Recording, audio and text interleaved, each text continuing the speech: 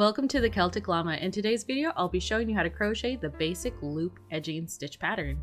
For this pattern, you're going to need to know how to do a single crochet and a double crochet.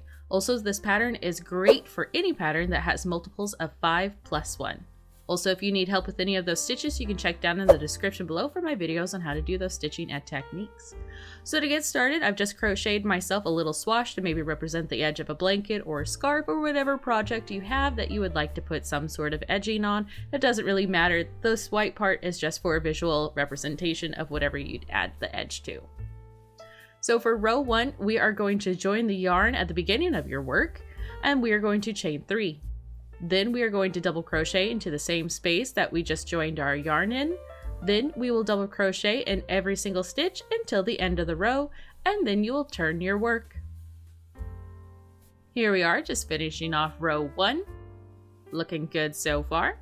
So for row 2, you're going to start off by chaining 1 and single crocheting in the first space. Then you're going to start your repeat, which is going to be chaining 5. Then you're going to skip 2 stitches and single crochet in the following stitch. So 1, 2, there we go. Then you'll chain 1, skip 1 stitch and single crochet in the following stitch.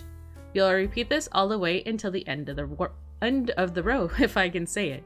So again, the repeat is going to be chaining 5, skipping 2, single crocheting in the following stitch. Then you'll chain 1, skip 1 and single crochet in the following stitch. Pretty easy. And there you have it. That is how you do the basic loop edging stitch pattern.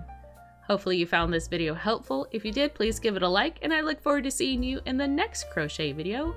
Have a happy crochet day!